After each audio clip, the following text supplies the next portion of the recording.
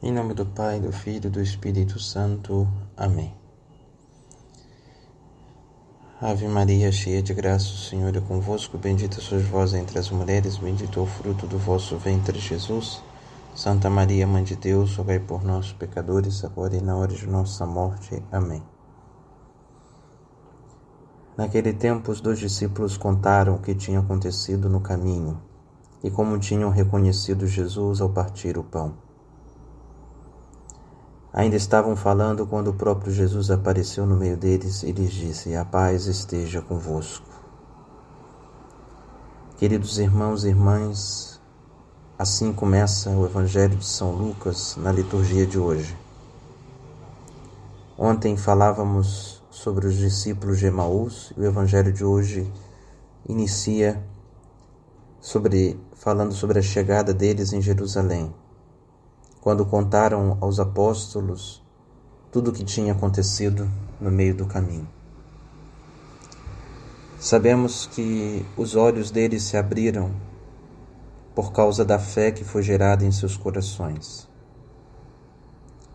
Tal como disse São Paulo, que a fé nos vem pelos ouvidos, assim Jesus restaura este organismo interior, que é o próprio milagre da fé, ensinando as Escrituras para estes discípulos.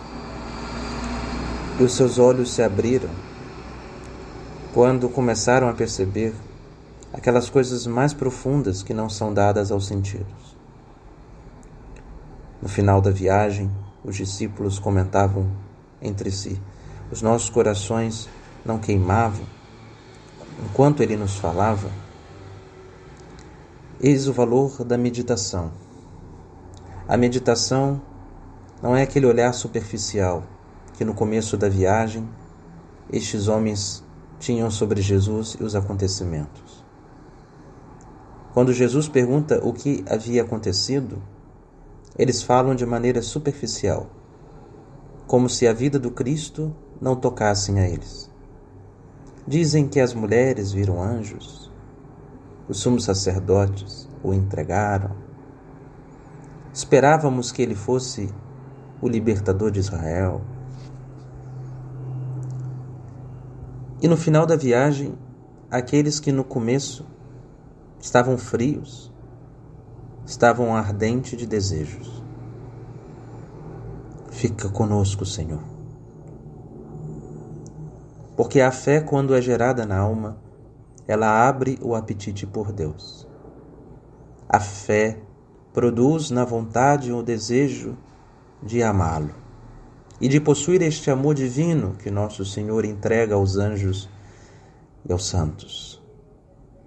E assim, os seus olhos se abriram quando Jesus partiu o pão, pois pela fé conseguiam ver mais do que um gesto. Pela fé conseguiam enxergar naquele pão a entrega do Cordeiro imolado na cruz. Por isto é tão valorosa a meditação. A meditação faz gerar a fé na alma. A meditação faz considerar aquelas coisas em que Deus está a nos dizer para a salvação de nossas almas. Na meditação, cavamos este grande campo onde enterramos um tesouro, e este tesouro nos é oferecido pelo dom da fé. Na meditação, os corações frios, gélidos, começam a se aquecer. A vontade começa a desejar aquilo que lhe era estranho, e agora entende que é o maior e o superior de todos os gozos terrenos. É a felicidade, é a graça que Deus quer conceder às almas, mas infelizmente estão cegas, infelizmente estão insensíveis a esta graça invisível. Por isto, o que antecede a Santa Missa, o que antecede as nossas comunhões, deve ser a meditação atenta, deve ser a nossa procura ardente por Deus, deve ser instruídos pelo próprio Espírito Santo. que abre a nossa mente e aquece os nossos corações. Enquanto Jesus falava no caminho aos discípulos de Emaús, o Espírito Santo já se punha a trabalhar em seus corações e em seus pensamentos. Assim, meus irmãos, quando vamos à meditação, devemos crer que é o próprio Jesus que nos fala. É o próprio Cristo que nos narra. Quando estamos lendo a história de algum santo, é o próprio Jesus a nos contar. E o Espírito Santo, enquanto Jesus nos conta aquela biografia que estamos lendo de determinado santo, o próprio Espírito vai inspirando na nossa vontade o mesmo desejo que estes homens tinham e abrindo sendas, caminhos na nossa inteligência para descobrirmos como chegar até lá. E o início do Evangelho de hoje, eles estão admirados com este caminho que Jesus, na vida interior, produz dentro da alma com as luzes do Divino Espírito. Os 2 discípulos de São Lucas contaram o que tinha acontecido no caminho e como tinham reconhecido Jesus ao partir o pão. Eles reconheceram Jesus ao partir o pão. Quando olharam para o pão, enxergaram mais do que pão, e sim a sua carne. A meditação fará com que muitos cristãos ao meio do caminho reconheçam a Jesus no Santíssimo Sacramento. Estes que não reconheciam Jesus a lugar nenhum. Estes que viviam como se o Cristo não estivesse tão perto. Mas a partir do momento que o cristão toma consciência da presença eucarística de Jesus, estes o reconhecem a partir de então. Estes começam a mudar de vida, porque percebem que não podem receber Jesus com aquelas condições.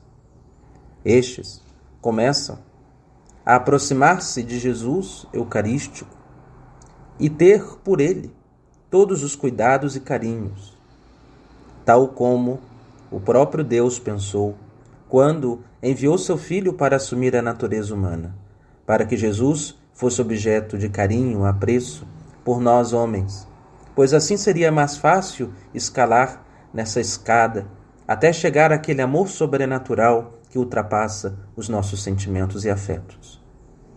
Mas para chegar lá é preciso nutrir antes amor humano.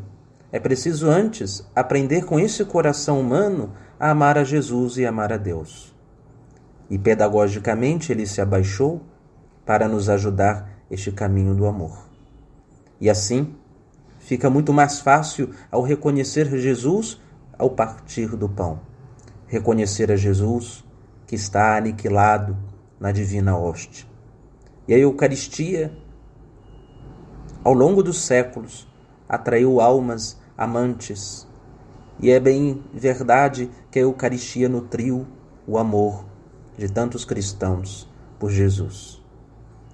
E estes que viviam como se Jesus não estivesse ao lado, como os discípulos de Emaús não conseguiam reconhecê-lo. A partir do encontro com Jesus Eucarístico, fica muito mais claro que nós não estamos andando sós, que Ele está conosco. E assim os santos e santas puderam não apenas mudarem as suas vidas, mas mudaram a vida de tantos. Mudaram sociedades inteiras. Mudaram inclusive reis que governavam sobre os seus tronos. Mas antes é preciso andar ao lado dele, não como um desconhecido, não como aquele em que as informações que temos acerca de Cristo são sempre superficiais, tal como os discípulos de Emaús.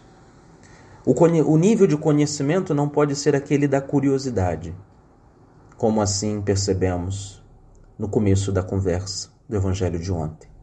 Ora, por acaso você é o único forasteiro que não sabe o que aconteceu nos últimos dias?